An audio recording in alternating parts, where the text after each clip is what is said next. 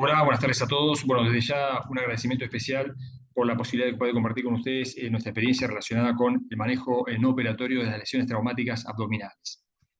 Cuando hablamos de manejo no operatorio del trauma abdominal, debemos de distinguir dos escenarios que son muy diferentes entre sí, en lo que tiene que ver con la fisiopatología y también con su manejo. Uno es el trauma cerrado y fundamentalmente las lesiones de órgano sólido, que son con más posibilidades de tener éxito en manejo no operatorio, y por otro lado un escenario diferente y más desafiante, que es el manejo no operatorio del trauma penetrante, donde es imperativo el diagnóstico de diferentes lesiones, algunas de las cuales pueden ser depositarias de un manejo no operatorio, mientras que otras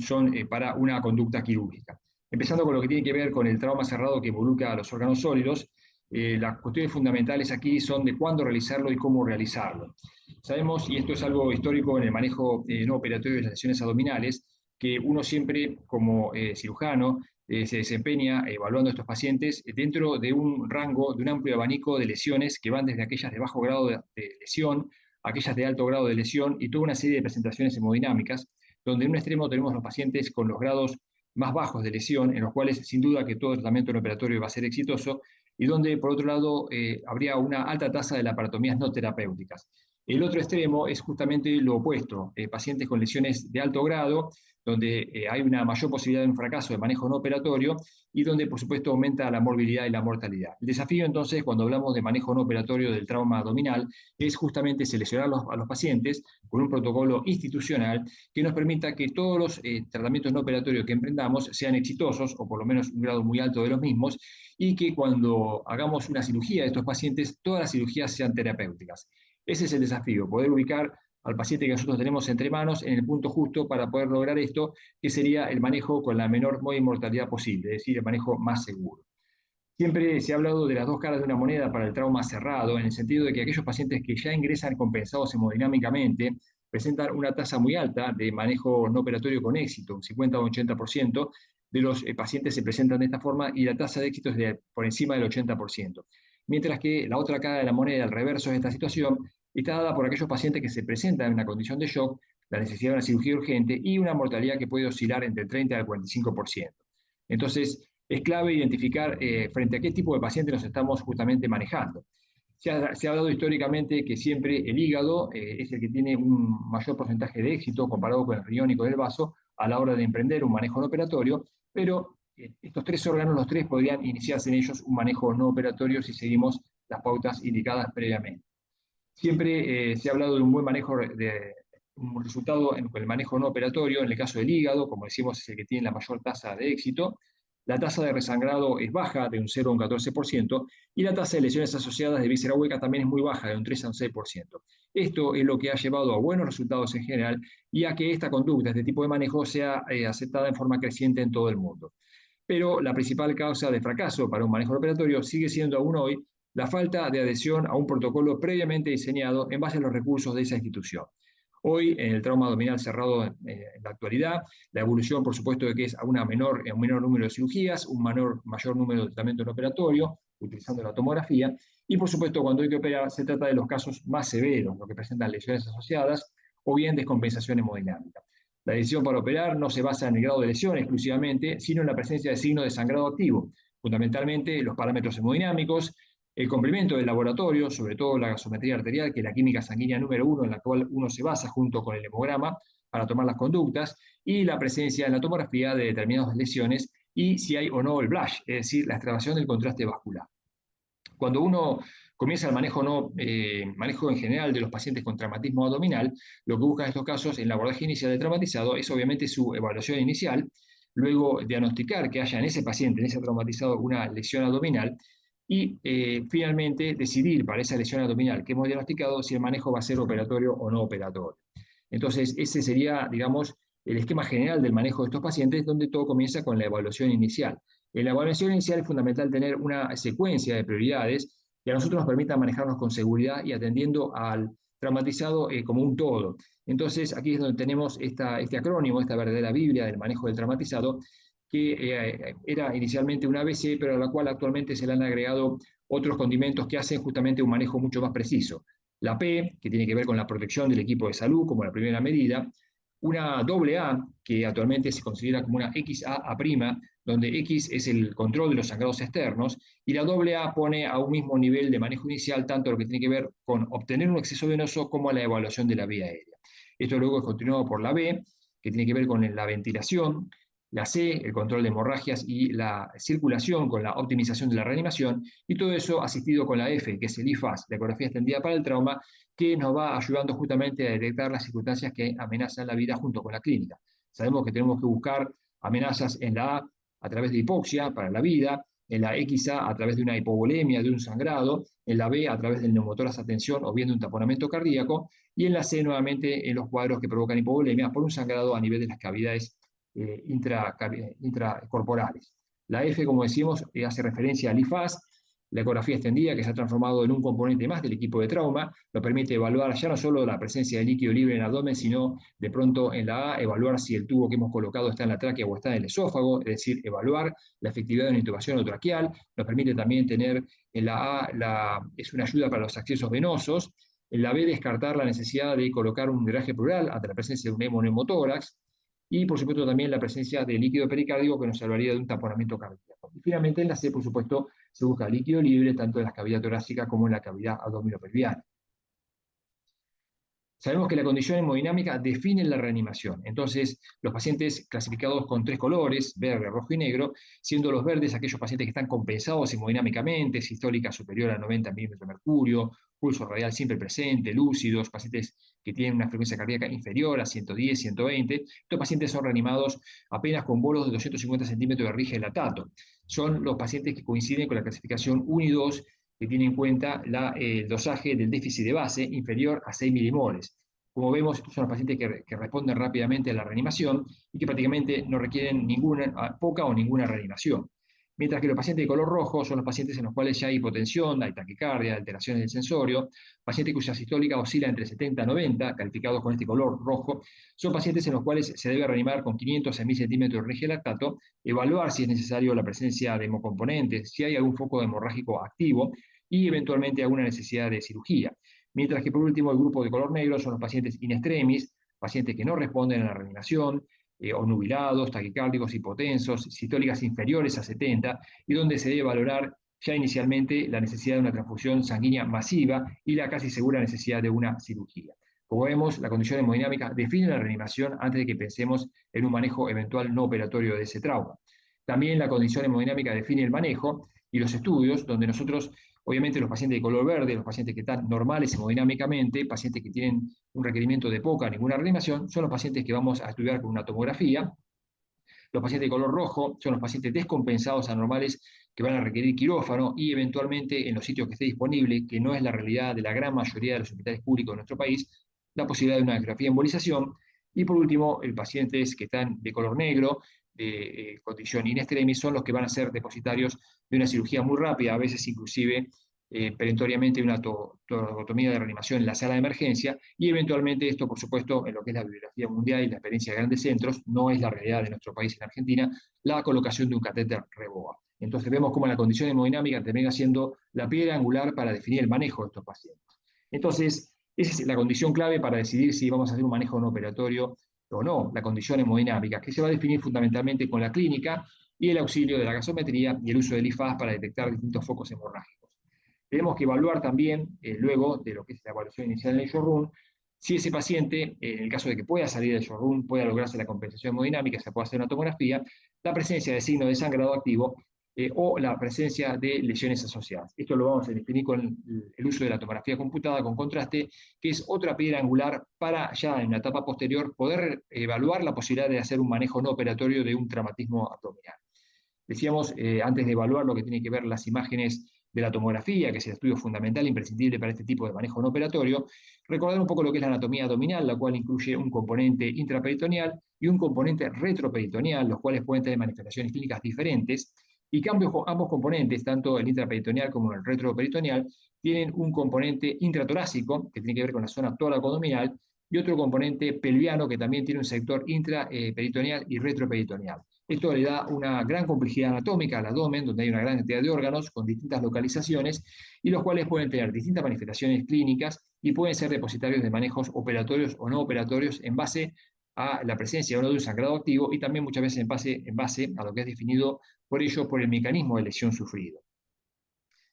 En el diagnóstico por imagen, la tomografía es imprescindible para el manejo del trauma de órganos sólidos. Sin duda que los pacientes tienen que estar compensados hemodinámicamente. Está descrito hoy en día en el mundo protocolos de tomografía para pacientes inestables, pero eso solamente puede ser depositario en el manejo para esos pacientes en centros muy especializados y que tengan un manejo muy aceitado, previo, seguro, con un tomógrafo, con un protocolo específico de tomografía rápida y donde el tomógrafo está muy cerca de la sala de emergencias. No es también eso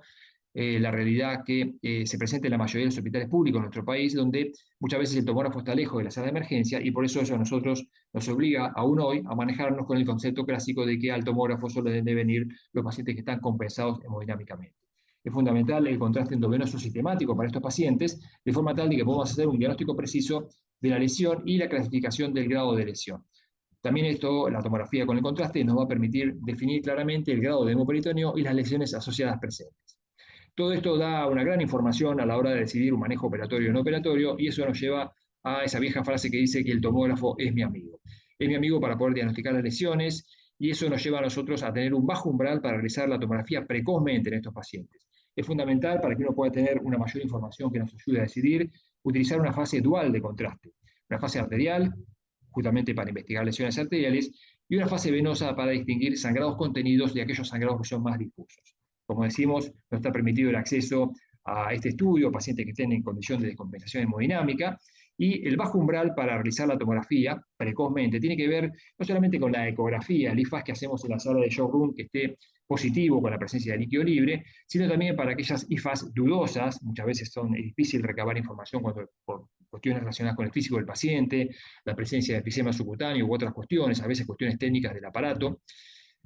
Y también ante el IFAS, que es negativo, pero con mecanismo sospechoso de que pueda provocar una lesión abdominal, como son golpes directos localizados en algún sector del abdomen, quizá el clásico sea el golpe con el manubrio en el motociclista o en el ciclista que impacta en el abdomen superior, situaciones en las cuales hay una gran desaceleración, accidentes vehiculares, mejor dicho, perdón, incidentes por colisiones vehiculares, no debería emplearse el término accidentes, sino incidentes, con otros fallecidos en la escena, lesiones parietales a nivel abdominal con la presencia de hematomas, la marca del cinturón de seguridad, presencia de hematuria, justamente que nos obliga a estudiar el árbol binario, fracturas pélvicas, que es un mecanismo de gran transferencia de energía donde puede haber lesiones asociadas frecuentes, y situaciones de alteración de la conciencia o de la sensibilidad, donde una lesión medular nos impide un examen físico que sea confiable para estos pacientes.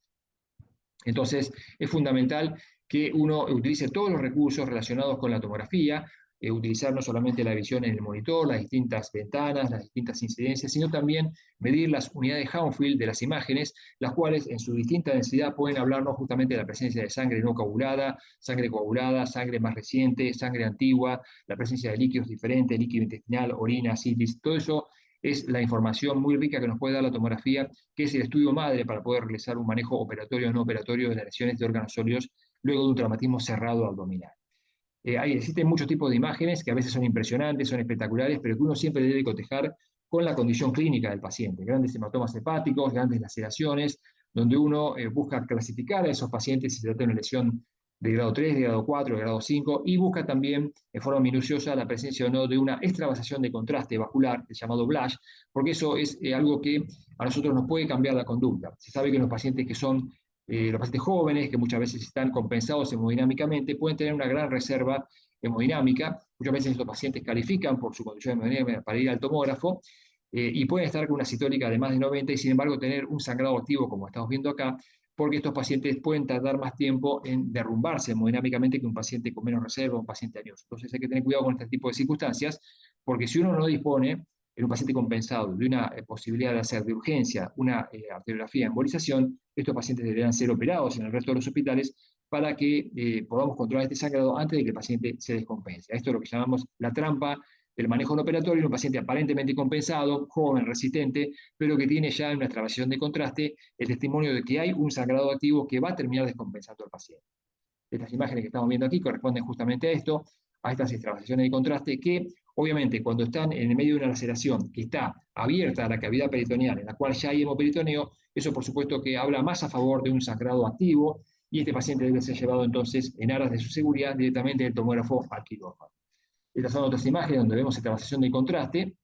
y donde obviamente esto está hablando de sangrados arteriales fundamentalmente, más frecuentemente, que es necesario corregir, tratar ya sea con una cirugía, que es lo más frecuente en nuestro medio, o eventualmente podría hacerlo en otras condiciones a través de una arteriografía de embolización. Pero esa arteriografía de embolización debe ser hecha de urgencia para que logremos justamente que ese paciente no se agrave su situación.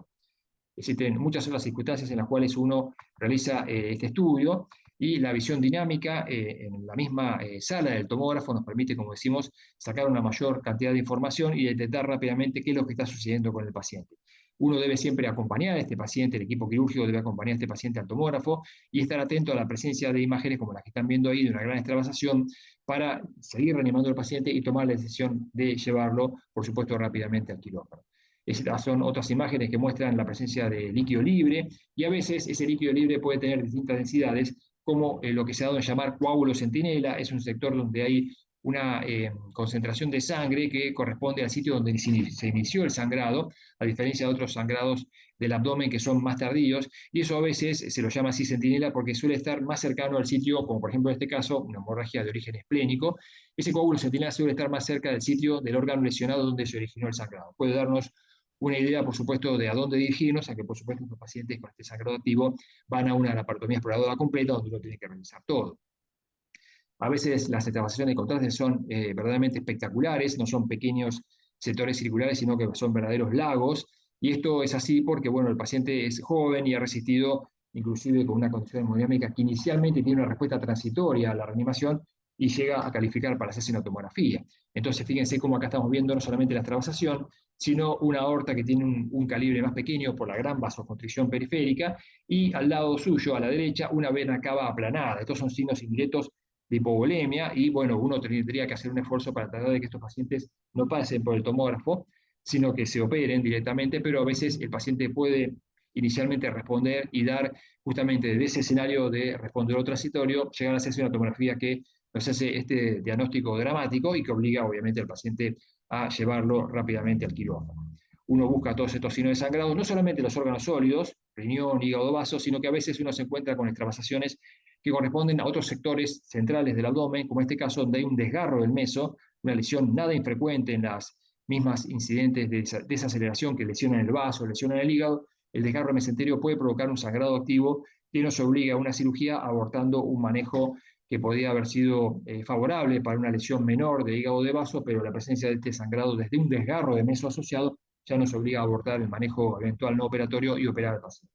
Esto es algo que uno siempre investiga y por supuesto que uno también investiga otro tipo de lesiones que contraindicarían un manejo no operatorio. Uno puede tener una lesión de hígado o de vaso que impresione por la hemodinámica del paciente y por la característica de la lesión y la ausencia de un blush en esa lesión que podría andar bien con manejo no operatorio, pero en este paciente tenemos burbujas de neumoperitoneo o asa de intestino delgado con paredes engrosadas, que es un signo indirecto de isquemia. Son pacientes generalmente que tienen una gran desaceleración, marca del cinturón, colisión en moto, y entonces, obviamente, estos hallazgos nos impiden realizar un manejo no operatorio de la lesión de hígado, vaso o riñón. Estos son casos en los cuales uno se encuentra justamente con estas burbujas de neumoperitoneo. Hay que usar el zoom, hay que usar la ventana de pulmón para ir a buscar, hay que investigar que no haya ninguna burbuja de aire extraintestinal, extraluminal, que a nosotros nos obliga a suspender un manejo no operatorio o contraindicarlo. A veces el neumoperitoneo es mucho más visible, como en este caso que lo vemos por arriba del hígado, su sitio clásico, ¿no?, de neumoperitoneo en el espacio sufrénico, derecho, izquierdo, al lado del ligamento redondo, las circunstancias en las cuales es un poco más visible el neumoperitoneo. Este es otro caso que obviamente esto nos contraindica un manejo no operatorio. Uno busca también burbujas en todos los sectores del abdomen, como en este caso, una lesión de colon transverso. Y por supuesto que también investigamos otro tipo de lesión asociada que nos contraindica el manejo no operatorio, como estamos viendo en este caso, esta sección, transección pancreática entre el cuerpo y la cola, o aquí entre la cabeza y el cuerpo, es decir, en el cuello pancreático. Esto es algo no infrecuente tampoco ante pacientes que tienen colisiones en moto, en vehículo, puede ser por el cinturón de seguridad, puede ser sin el cinturón de seguridad por un impacto contra el volante, contra el tablero de ese vehículo, puede haber una lesión pancreática, una sección completa del conducto de Wilson. Esto tampoco nos permite realizar un manejo no operatorio de una lesión de hígado, vaso, riñón. Estos pacientes deben ser operados. Entonces, fíjense toda la información que estamos obteniendo con la tomografía que nos permite tomar decisiones. Finalmente, una entidad de la que un poquito más adelante vamos a hablar, también nos obliga a valorar la posibilidad de que ese paciente deba operarse en un altísimo porcentaje de los casos, que es esa entidad conocida como líquido libre sin lesión de órgano sólido. Es decir, no encontramos una lesión de órgano sólido, hígado, vaso, riñón, que uno diga, bueno, vamos a hacer el manejo no operatorio de esta lesión, sino que nos encontramos simplemente con líquido libre y eso la mayoría de las veces responde a un desgarro mesenterio o a una perforación intestino delgado, más frecuentemente, u orina inclusive, lo cual nos obliga, por supuesto, a un manejo operatorio. Entonces, es preferible siempre errar hacia el lado de una cirugía además, no terapéutica, y no hacia el lado de un tratamiento no operatorio inadecuado con el consiguiente aumento de la mortalidad por shock. Ese es un concepto fundamental que uno siempre debe tener en mente cuando evalúa un traumatismo abdominal cerrado. El caso del diagnóstico de estos pacientes, si nosotros hemos podido lograr que el paciente esté compensado dinámicamente, por eso el color verde, hemos ya superado la etapa inicial con la evaluación con la XAABC, el uso del IFAS, la clínica, la hemodinamia, la gasometría, la semiología abdominal, y hemos llegado a la instancia de la tomografía con contraste venoso. Hemos descartado un sangrado activo, hemos descartado las lesiones asociadas que recién mencionamos y que nos harían contraindicar un manejo no operatorio. Podríamos llegar a la instancia de justamente la posibilidad de un manejo de este tipo, para lo cual uno tiene que evaluar entonces en ese momento si ese paciente requiere o no un tratamiento quirúrgico, puede ser depositario de un manejo no operatorio, o bien un manejo no operatorio asistido con arteriografía y embolización, que no es la realidad de la mayoría de los hospitales públicos argentinos. Entonces, estas son las preguntas que el cirujano de urgencia se hace habitualmente cuando se enfrenta a este tipo de pacientes con trauma cerrado abdominal. ¿A quién operar? ¿En quién se puede iniciar de modo seguro un manejo no operatorio? ¿Y cuándo realizar una arteriografía embolización? Entonces, estas son las preguntas claves y lo que uno tiene en cuenta en esta situación es que hoy el manejo no operatorio es una primera elección, realmente es una primera opción, entramos cerrado cuando hay normalidad hemodinámica y por supuesto hemos descartado lesiones asociadas, porque esto tiene el beneficio de evitar una laparotomía no terapéutica, tiene una menor tasa de complicaciones abdominales y en el caso del vaso permite mantener una función inmunológica, así como prevenir complicaciones sépticas relacionadas con el estado de la falta del vaso. Pero para un tratamiento no operatorio seguro necesitamos justamente pilares para una selección adecuada de los pacientes. La clínica, el diagnóstico por imágenes y el laboratorio son los pilares, estando la clínica, por supuesto, en la punta de ese triángulo, que a nosotros nos pueden permitir lo que sería el mejor manejo inicial de un tratamiento no operatorio, que es con una selección adecuada del paciente. Es fundamental tener un protocolo institucional con criterios de inclusión y exclusión. Hay ciertos factores institucionales que tienen que ver con la disponibilidad de recursos que van a moldear para cada institución hasta dónde puede llevarse el límite en ese hospital, en ese centro del manejo no operatorio. Si la guardia es activa o pasiva del cirujano, del intensivista, del anestesiólogo, si se dispone justamente de cuidados intensivos, si hay disponibilidad de quirófano 24 horas, así como también del tomógrafo, las características de la tomografía de mayor o menor resolución, la presencia de un banco de hemoterapia, la posibilidad o no de radiografía embolización, intervencionismo radiológico, todas estas cuestiones sin duda que dan lugar a un marco donde los recursos de ese centro son los que van a definir los límites de manejo no operatorio. Cuanto más recursos tengamos nosotros, cuanto más de toda esa larga lista en el checklist podamos cumplir con esos estándares, más tratamiento no operatorio vamos a poder hacer y de modo inverso, cuanto más limitados son nuestros recursos, quizá nos veamos obligados a operar más pacientes y hacer menos manejo no operatorio. En definitiva, lo importante es que para cada lugar haya un protocolo institucional que a nosotros nos permita manejarnos con un marco de seguridad, porque más allá de poder hacer manejo operatorio o no operatorio, lo importante es, por encima de todo eso, que el manejo que nosotros hagamos con traumatizado sea seguro y que nos manejemos con los límites, con las cifras esperadas de morir y mortalidad para ese tipo de lesión. Entonces, teniendo en cuenta ese protocolo institucional, hay una serie de criterios que son considerados como absolutos o imprescindibles, algo con lo cual no se puede negociar y que son fundamentalmente dos. El primero de ellos, que ese paciente tenga normalidad hemodinámica, luego de una reanimación inicial con 500 centímetros a 1000 centímetros de un Ringer lactato. Ahí uno debe cumplir con al menos 4 de los siguientes criterios: una sistólica superior a 90, una frecuencia cardíaca inferior a 110, una diuresis conservada de más de 50 mililitros hora, un exceso de base que sea inferior, superior a menos 5, es decir, menos 4, menos 3, menos 2, un lactato que sea inferior a 2.2 y que esos pacientes no requieran vasopresores, no requieran drogas sinotrópicas para mantener esos valores. El siguiente criterio, absoluto, imprescindible, es que en la tomografía haya ausencia de lesiones abdominales que tengan una clara indicación quirúrgica, como es la presencia de una lesión de víscera hueca, lesión perforatoria de víscera hueca, la presencia de una lesión de diafragma, la presencia de una sección del páncreas con una laceración del conducto de Wilson y la presencia de líquido libre sin lesión de órgano sólido, como veremos luego en más de 2 espacios, y ya no laminar, sino con un poco más de cuantía, lo cual se asocia a un porcentaje muy alto de lesiones que requieren cirugía, como decíamos hoy, desgarro de meso, o bien isquemia o perforación de intestino delgado como lesiones más frecuentes dentro de toda una gama de perforaciones de víscera hueca.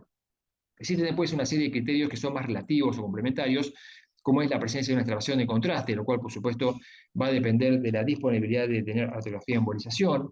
el grado de lesión orgánica y el grado de hemoperitoneo, donde vuelve a ser fundamental tener una buena tomografía con contraste dual, sistémico. Entonces, la extravasación de contraste ha sido discutido mucho esto, si es un criterio absoluto o relativo, porque obviamente depende de si tenemos arteriografía de embolización de emergencia. Sabemos que la extravasación de contraste habla de un sangrado activo, se asocia a una considerable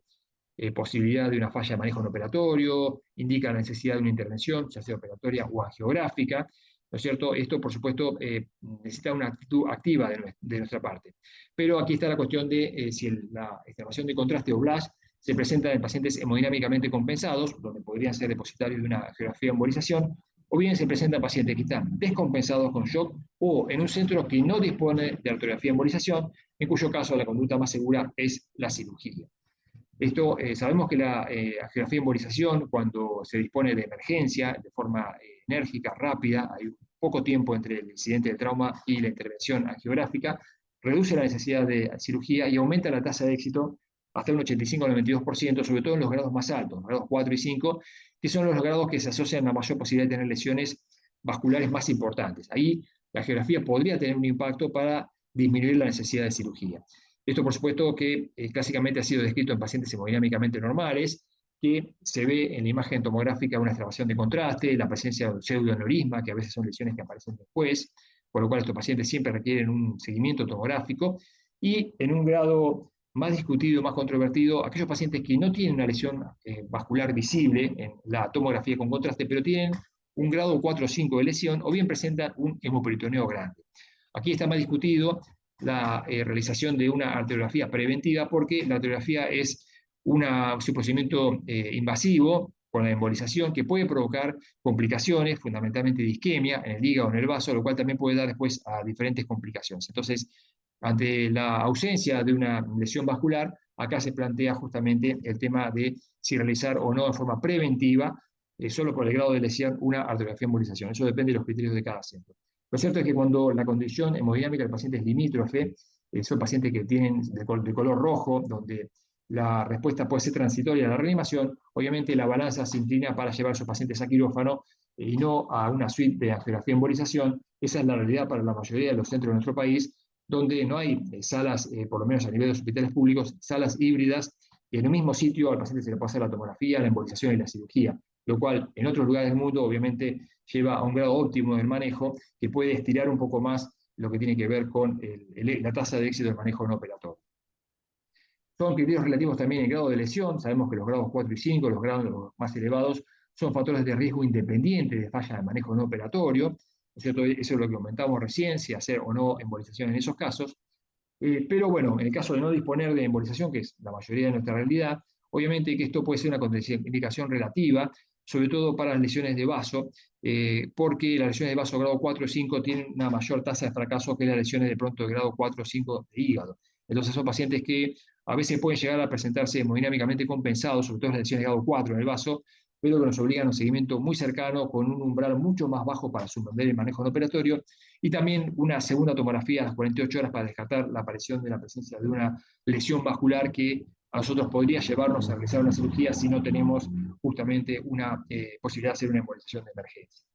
El grado de hemoperitoneo es otro criterio relativo que también ha sido mencionado. Esta es la clasificación de Naxos, muy conocida, de 8 espacios peritoneales, los sufrénicos, los paritocólicos y terasas pelvianos, donde según la cantidad de espacios involucrados se estima una cantidad estimada de volumen de sangre, y eso nos llevaría también a mayor cantidad de espacios comprometidos, una,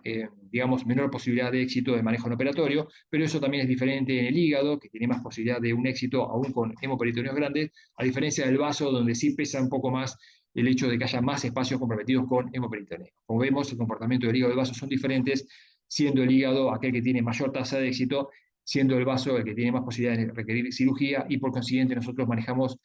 al vaso en curso de una conducta no operatoria con un umbral más bajo para suspender el manejo operatorio que con respecto al hígado por esas tasas de éxito. Es lo que mencionamos recién, eso es lo que hay que tener en cuenta cuando uno se maneja con este tipo de pacientes según el grado de lesión. Existen algunos criterios históricos de selección que son controvertidos, como es el hecho de que el paciente tenga más de 55 años, hemoperitoneo grande y sin Blasch, lo que mencionamos recién, un Glasgow disminuido, la presencia de traumatismo del cráneo grave, un ISS, la escala de severidad lesional de mayor a 15, es decir, pacientes que tienen lesiones extraabdominales, fracturas, lesiones torácicas, pero esos criterios en líneas generales son los que se han ido superando con el tiempo al ir reclutándose una mayor cantidad de experiencia en el respecto, y muchos de estos pacientes, aún con estos criterios, pudieron evolucionar bien con un manejo no operatorio. En cambio, hay una serie de criterios que aún hoy, hasta la fecha,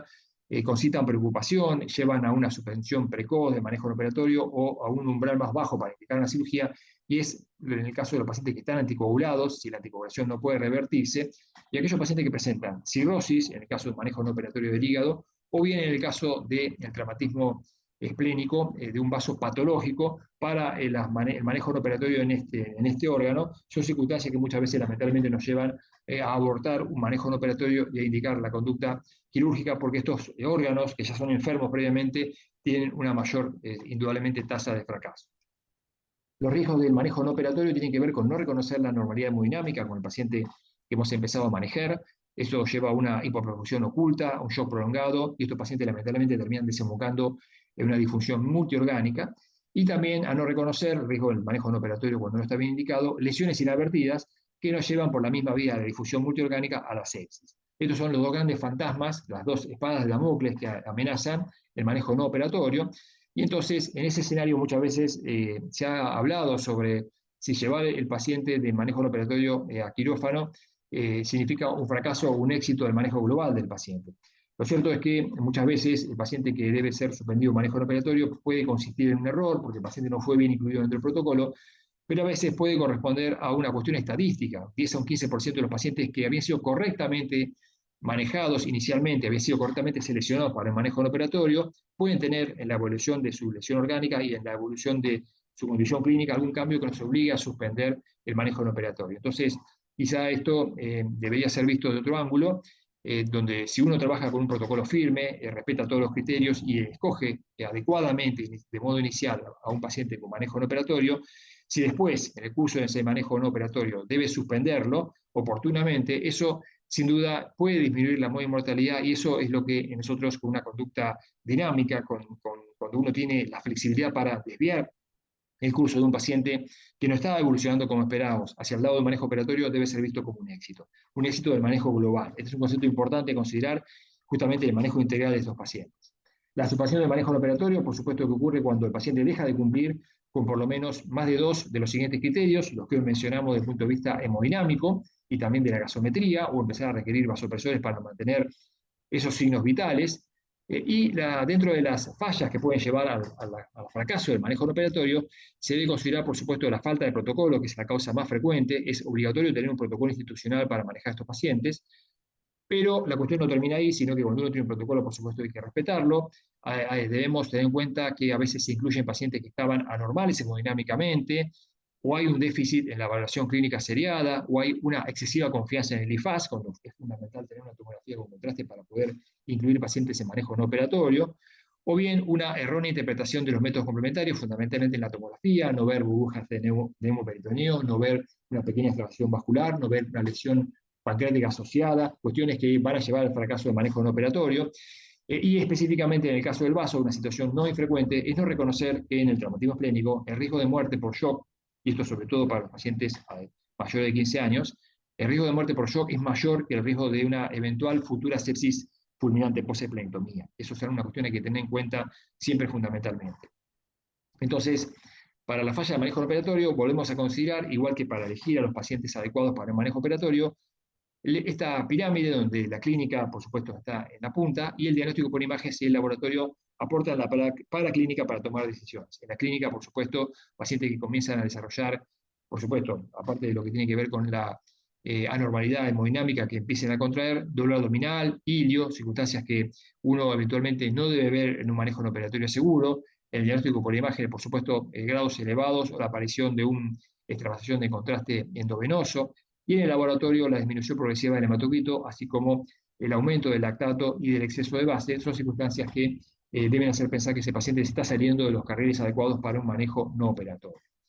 Entonces, el fracaso del manejo no operatorio puede manifestarse de modo hemorrágico o de modo séptico. De modo hemorrágico, como decimos, el resangrado, que es más frecuente en las primeras 48 horas. La mayoría de los pacientes que fracasan en un manejo no operatorio porque han resangrado, porque tienen un nuevo incidente hemorrágico, ocurre en las primeras 48 horas,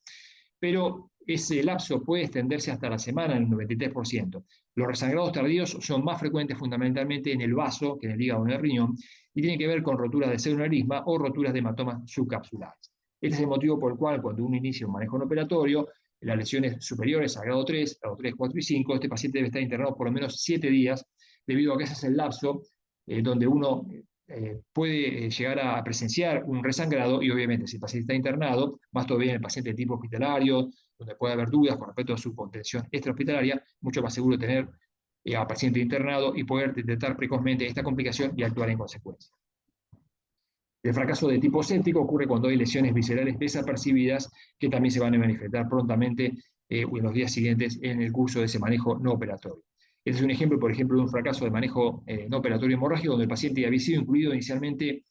de modo adecuado para una lesión de vaso, había iniciado el manejo no operatorio de modo correcto en lo que tiene que ver con una evolución favorable en la clínica, en la evolución en el laboratorio, pero al sexto día bruscamente presenta un episodio de hipotensión, se repite la tomografía luego de reanimarlo, el paciente mejora transitoriamente y esta tomografía obviamente muestra un empeoramiento de las imágenes con respecto a la tomografía inicial de su día de ingreso, donde vemos un aumento claro del líquido libre y estos pacientes suelen presentar también aparición de extravasación de contraste endovascular que habla justamente de una rotura retrasada. Este paciente lo que tenía era un hematoma subcapsular que había tenido una ruptura y había provocado justamente eso, el resangrado. Esta es una de las causas más frecuentes. Sin embargo, hay que aclarar que cuando se estudiaron las anatomías patológicas de muchos especímenes de vasos que habían sido extirpados varios días después, cuando el paciente había fracasado en forma tardía con un resangrado, hubo casos en los cuales no se encontró ninguna lesión previa, digamos, del modo del tipo del hematoma subcapsular, que es la lesión que clásicamente o más frecuentemente puede resangrar en forma tardía. Esto, como decíamos, en el caso obliga también al hematoma subcapsular a realizar una segunda tomografía antes del alta de estos pacientes porque es una forma de las lesiones traumáticas del vaso que podría asociarse más con un resangrado tardío. Y este es un caso de un ejemplo de un fracaso de teneo séptico, donde este paciente había sido incluido por una lesión de vaso grado 2 en un manejo no operatorio, el paciente no evoluciona de modo favorable, presenta un hilio y a las 48 horas comienza a tornarse taquicárdico, febril, por lo cual se repite la segunda tomografía y aparece este hallazgo no presente en la primera, que es una imagen de retroneuroperitoneo. Este paciente es operado y cuando se operó se encontró que tenía realmente un hemoperitoneo, había coágulos en cavidad, estaba la lesión del vaso, no estaba sangrando. Fíjense cómo de pronto, si esa hubiera sido su única lesión, el manejo no hubiera sido incorrecto, hubiera sido seguro, pero lamentablemente el paciente, relacionado con el mecanismo de lesión, había sido un impacto de volante directamente contra el epigastrio, presentaba también esta perforación de la tercera porción duodenal, una lesión retroperitoneal que inicialmente no dio clínica y que después se manifestó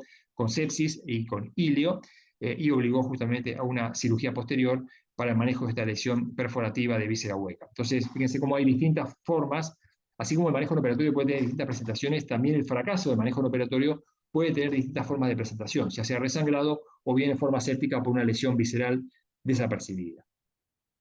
Así vamos llegando a otra entidad que a veces puede generar confusión también inicialmente, apenas al ingreso del paciente, y es esos pacientes que están compensados hemodinámicamente, traumatismo cerrado abdominal, pero donde nosotros en la tomografía no encontramos lesión de órgano sólido, encontramos solamente una lesión de líquido libre sin lesión de órgano sólido. Esto motiva toda una serie de cuestiones que nos obligan a nosotros, en base a algoritmos que también deben estar adaptados a la disponibilidad de los recursos institucionales, a un distinto tipo de manejo. Los pacientes en oportunidades tienen abdómenes peritoníticos, con defensa, con peritonismo, son pacientes que van a la parotomía exploradora. Hay un alto porcentaje de los casos en los cuales hay perforaciones de víscera hueca, desgarros de meso con desvascularización, pero a veces el paciente puede presentar un cuadro más sutil de dolor persistente, peritonismo, ilio, taquicardia, donde estos pacientes a veces van a una videolaparoscopía que en algunas oportunidades encuentra solamente sangre, la cual se puede lavar y puede ser de esa forma resuelto el cuadro, descartando perforaciones de víscera hueca, o a veces se encuentra justamente una lesión mucho más importante que nos obliga a convertir en una laparotomía, porque hay una lesión que obliga a una resección, una anastomosis o una perforación que si no podemos resolverlo desde el punto de vista técnico satisfactorio por videolaparoscopía, debemos recurrir a una conversión a la laparotomía.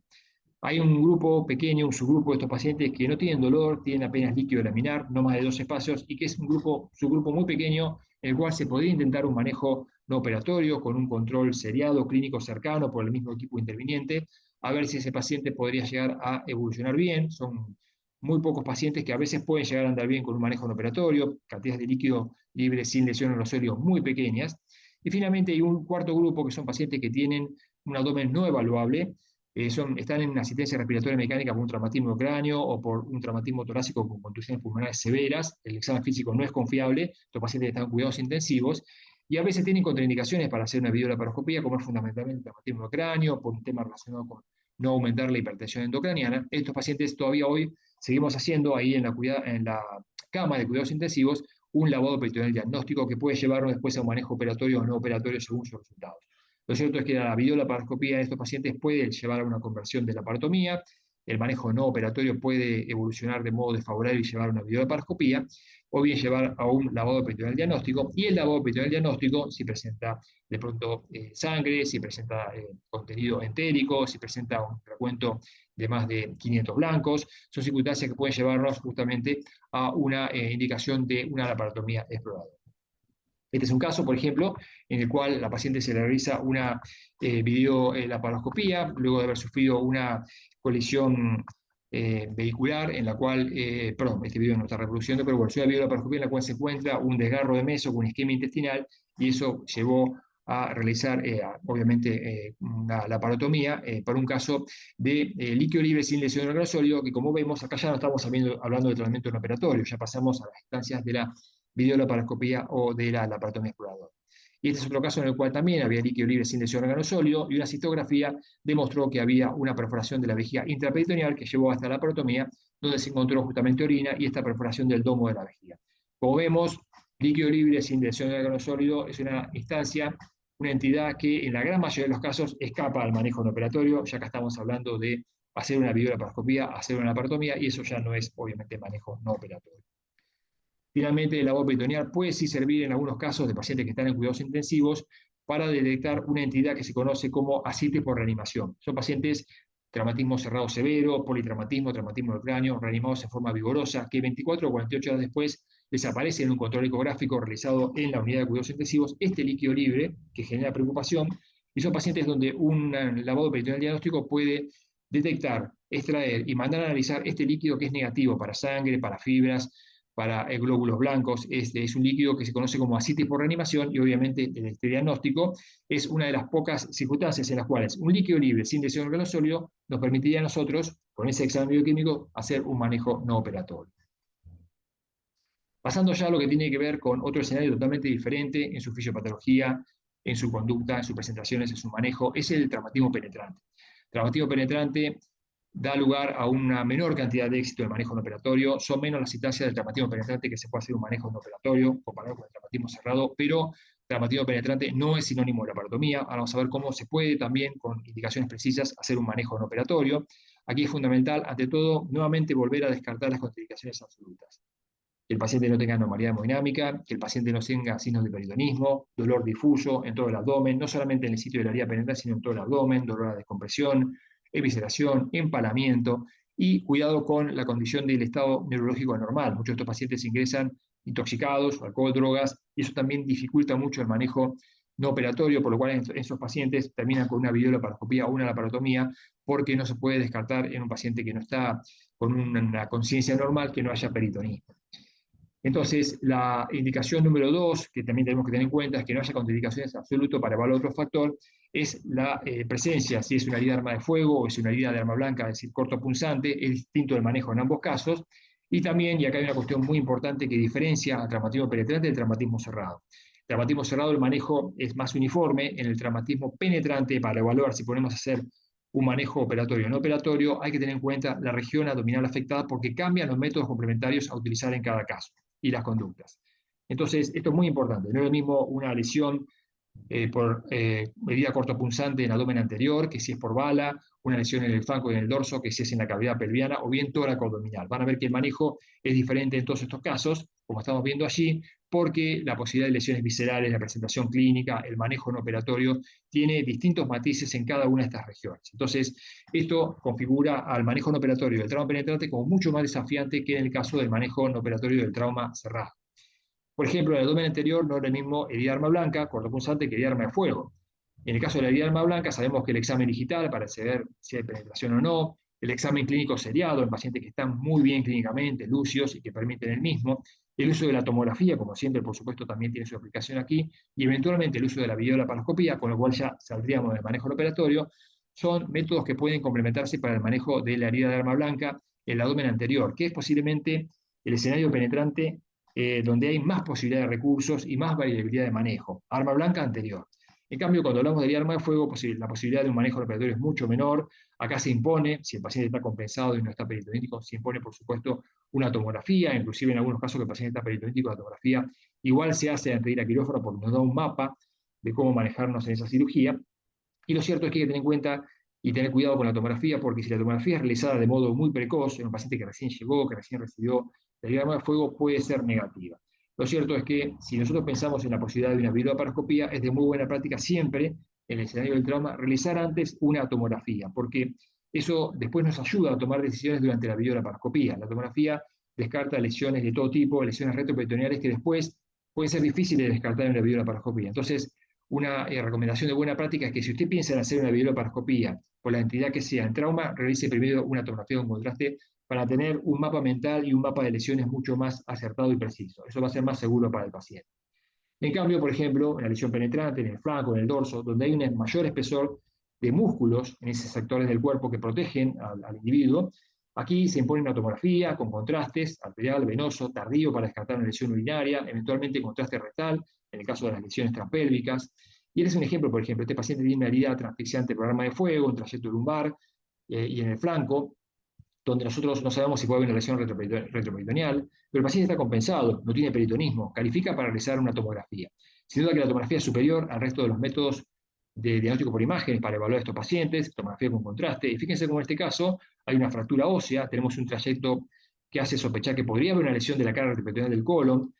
y donde nosotros, bueno, utilizamos en este caso un contraste rectocolónico y vemos que no hay una fuga de contraste en un paciente que está clínicamente asintomático prácticamente, y donde nosotros podemos iniciar un manejo no operatorio seguro. Por supuesto que estos pacientes tienen un umbral más bajo de conversión a una laparotomía que en el caso de lo que vimos inicialmente en la primera parte de esta presentación, que es lo que tiene que ver con traumatismo cerrado. Traumatismo penetrante tiene menor tasa de éxito que traumatismo cerrado, abdominal para un manejo no operatorio, pero siempre se debe considerar. En el caso de las heridas transficiantes de la cavidad pélvica, donde lo más frecuente es que sea por arma de fuego, aquí es obligatoria la tomografía con contrastes, arterial, venoso, tardío, rectal, que lo hacemos con una sonda Feri colocada en el recto. Y esta zona es una zona conflictiva. Acá la tasa de éxito de manejo operatorio es mucho más baja porque es una zona donde hay muchos órganos que están muy cerca entre sí, varios sectores retroperitoneales que son difíciles de evaluar clínicamente y una alta incidencia de lesiones quirúrgicas, donde la más frecuente es el intestino delgado. El intestino delgado desciende hasta el fondo de sacroduras y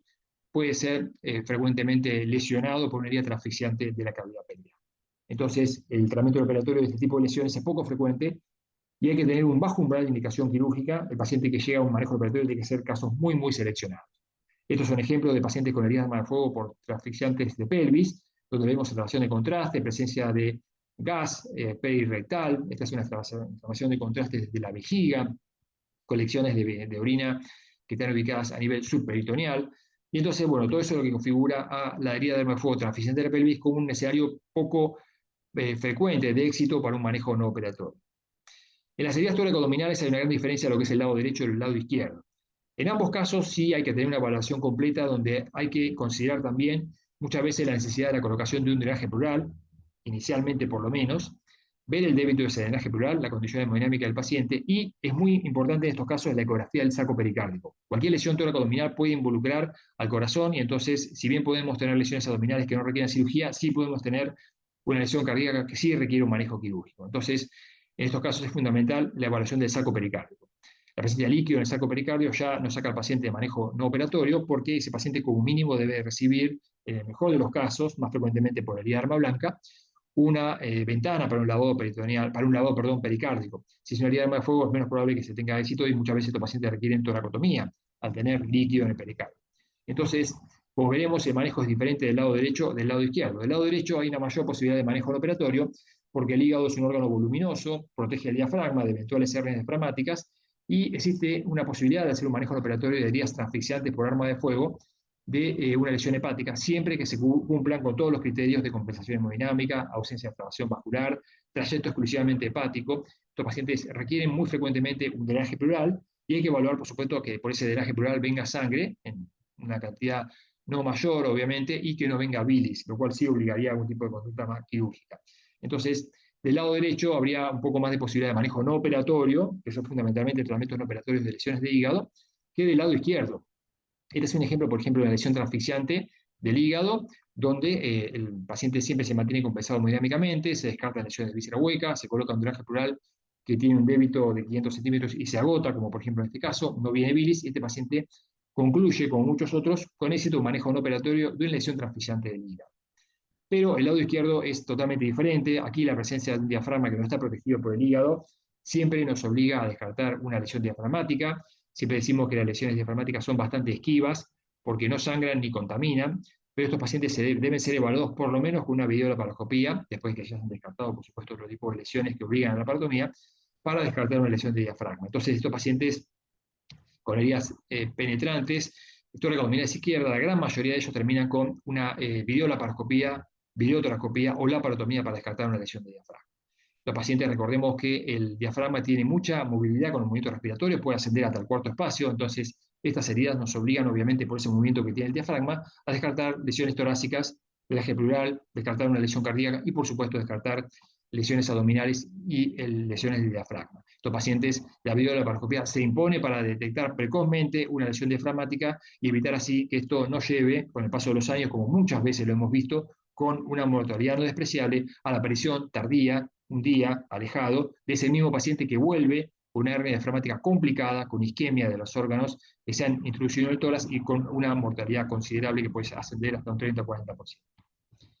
Hay una serie de axiomas que siempre compartimos relacionados con el manejo no operatorio de lo que tiene que ver con el trauma penetrante, que dice que no se puede realizar manejo no operatorio penetrante solamente con ecografía. La tomografía vuelve a ser imprescindible, igual que en el caso de las lesiones por trauma cerrado. La laparoscopía diagnóstica no es manejo no operatorio, es cirugía mini-invasiva. Es una herramienta más del manejo global, no del tratamiento no operatorio. Si utilizamos tomografía, hay que usufructar al máximo el beneficio que nos dan los contrastes endovenoso de modo sistemático y evaluar cuándo es necesario contraste rectal, contraste urinario, contraste por vía oral. Eso puede tener sus indicaciones específicas en cada caso. El axioma número 4 de que el cirujano de urgencias debe dominar la tomografía. Es fundamental que nosotros aprendamos a la lectura en la urgencia de la tomografía. Muchas veces no hay un radiólogo con quien consultar, no hay un especialista con quien consultar y debemos diagnosticar. Sin ser especialista en diagnóstico por imágenes, tenemos que estar en condiciones de decir, ¿hay lesión? Sí o no. Y si hay lesión, si es para un manejo no operatorio o para un manejo quirúrgico. Por supuesto que no es factible un manejo no operatorio en heridas toracoabdominales izquierdas con penetración cavitaria. No nos olvidemos del diafragma. Esto obliga por lo menos, como mínimo, una videolaparoscopía. Obviamente que si utilizamos una tomografía para una lesión transpélvica que atravesó la pelvis, sobre todo por heridas de fuego, tenemos que utilizar sistemáticamente contrastes de todo tipo, endovenoso, rectal, urinario. Como decimos, es muy desafiante el manejo no operatorio de una lesión por bala que atravesó la pelvis. Hay que hacer todo este tipo de estudios y lograr que el paciente cumpla con toda una serie de requisitos. Nunca subestimar una lesión glútea. Las lesiones que están ubicadas por debajo de las crestas ilíacas y hasta el pie glúteo pueden ser lesiones que ingresen en la cavidad pelviana, en la cavidad abdominal. Una lesión, lo que parece simplemente una lesión glútea, puede terminar con lesiones devastadoras de grandes vasos, entonces nunca hay que subestimar una lesión glútea, por lo cual la evaluación del dorso no llega hasta las crestas ilíacas, debería llegar hasta los pliegues glúteos. Y finalmente, recordar que siempre, si vamos a tratar de hacer el manejo no operatorio de una lesión por arma de fuego, necesitamos sí o sí una tomografía, como hemos visto a lo largo de toda esta presentación, para no subestimar ningún trayecto, pensar que ha sido simplemente un sedal, que tiene un trayecto exclusivamente tangencial, sino certificar que no haya ninguna lesión de ningún órgano que nos obligue a nosotros a una cirugía. Bueno, como conclusiones finales de esta presentación, para tener buenos resultados con un manejo no operatorio del trauma abdominal es decisivo seleccionar de modo adecuado los casos, un seguimiento clínico riguroso, permanente, preferentemente por el mismo equipo, y tener siempre, permanentemente también, flexibilidad para una conducta dinámica que nos permita dar ese golpe de volante, ese golpe de timón, con un eventual cambio de tratamiento que oportunamente disminuya la moda de mortalidad cuando suspendamos un manejo no operatorio de modo precoz. En el caso del trauma cerrado de órganos sólidos, por supuesto que este manejo ha ido con el paso de las décadas adquiriendo una mayor seguridad, se ha transformado en el estándar para los pacientes compensados hemodinámicamente, pero es fundamental tener protocolos institucionales locales que cada uno debe diseñar en su institución, con su comité de manejo del traumatizado, porque los límites de recursos de cada institución son los que van a definir los límites hasta dónde podemos hacer el manejo no operatorio. Lamentablemente no alcanza con eso, hay que respetar los protocolos que se instituyan para que eso justamente siga un curso seguro para el paciente, y es decisivo predecir la falla para obviamente disminuir la mortalidad que podría ocurrir cuando un paciente se está saliendo del carril seguro. En el caso del trauma penetrante, donde es clave el diagnóstico de tipo de lesiones puede haber, manejo selectivo también puede ser seguro, pero aquí obviamente en pacientes compensados, sin peritonismo, la selección es clave. Para iniciar un manejo no operatorio, aquí hay que tener un protocolo que sea específico para este tipo de lesiones, y que respete los distintos sectores en donde puede estar ubicada ese traumatismo penetrante. En la arma blanca anterior, del abdomen anterior, la evaluación clínica puede ser segura, pero hay que cotejarla siempre junto con otras dos herramientas que, según cada caso, pueden darnos utilidad. Hay pacientes que se pueden beneficiar con una tomografía, otros pacientes, ante dudas, se nos pueden beneficiar con una videolaparoscopía. Uno no debe enfrentar a estos métodos entre sí, sino que debe valerse de todos estos recursos. Como decimos, debe ponernos a todos dentro de la mochila del cirujano de urgencias para que uno utilice el que considere necesario y nos ayude a tomar decisiones. Por otro lado, las heridas en el flanco y en el dorso, que son diferentes, requieren de una tomografía con contraste para descartar una lesión retroperitoneal. En las heridas tóraco-abdominales el manejo es selectivo. Las derechas requieren TAC para ver la posibilidad de manejo operatorio, con un mayor porcentaje de éxito, y las izquierdas, las cuales no son accesibles al manejo operatorio por la presencia de un diafragma desprotegido. Ahí, muchas veces, como decimos, las heridas del lado izquierdo, tóraco-abdominales, requieren por lo menos una videolaparoscopía para descartar una lesión de ese gran olvidado que es el diafragma y que puede traer problemas tardíamente. Es importante también estas heridas tóraco-abdominales, la gran mayoría de las cuales se llevan colocado el paciente en un drenaje plural, a veces bilateral, considerar y seguir de cerca el débito de ese drenaje plural, lo cual es otro elemento que hay que tener en cuenta dentro de la bolsa para decidir si un manejo operatorio o no operatorio. Por último, en las heridas por arma de fuego, la indicación es más limitada, no es prohibitivo, pero es más limitada para un manejo operatorio. Tenemos que demostrar con una tomografía que el trayecto ha sido tangencial, extraperitoneal, que la lesión, si eventualmente está localizada en el hígado o en el riñón, no es sangrante, y descartar extravasaciones de contraste de cualquier tipo o lesión de víscera hueca. En el caso del vaso, es mucho menos probable que haya manejo con éxito de una herida de arma de fuego, fundamentalmente por la proximidad del hemidiafragma, que muchas veces está lesionado junto con el vaso, y eso obviamente nos obliga a una conducta operatoria para descartar una lesión de diafragma que no pase desapercibida.